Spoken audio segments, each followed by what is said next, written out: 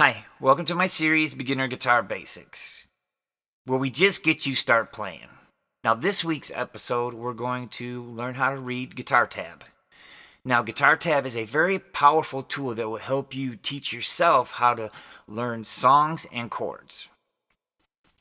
So let's get after it.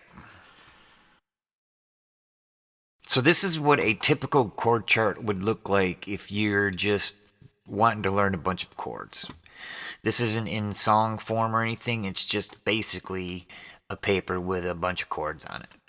But we're going to break it down, and I will go through the whole process of how to figure out how to use one of these so that you could actually learn your own chords and teach yourself some things.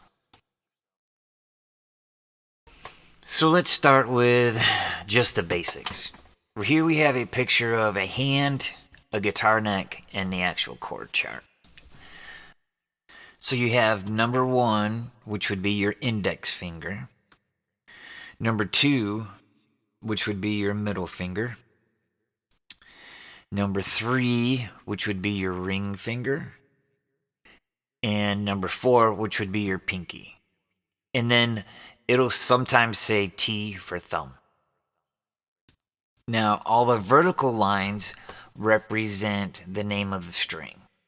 And the horizontal lines represent the frets. And you will also see X's and zeros. An X means don't play it, and a 0 means that's the open string.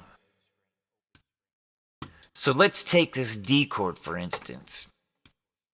If you see the little black circle has a 1 on the G string on the 2nd fret, a 3 on the 3rd fret of the B string, and a 2 on the 2nd fret of the high E string.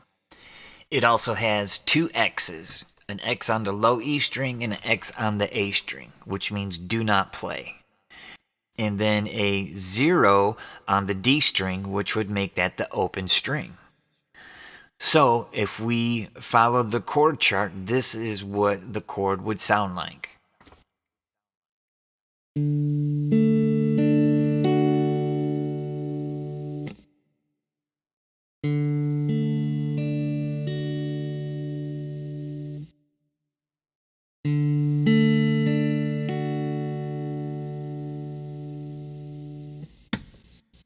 So that is basically how you read a chord chart.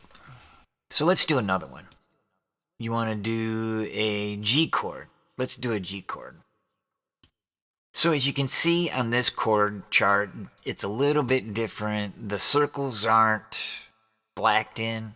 They're just circled with the number on there. But it's the same thing.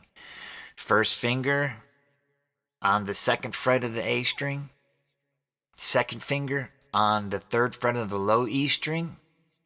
3rd finger on the 3rd fret of the B string, and 4th finger on the 3rd fret of the high E string. And then there's a 0 on the D string and a 0 on the G string. And this is what this one will sound like.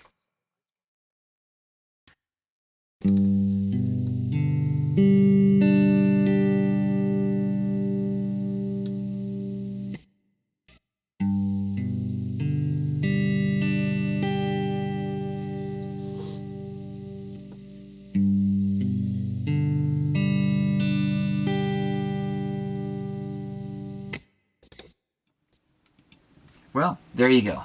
Now you know how to read a chord chart. I think I'll throw up a couple more examples of what a chord chart can look like and what they do normally look like, just so you get an idea of that, and start looking at chords and seeing if you can sort it all out. I really appreciate you spending the time with me, and next one we'll be working on the tablature.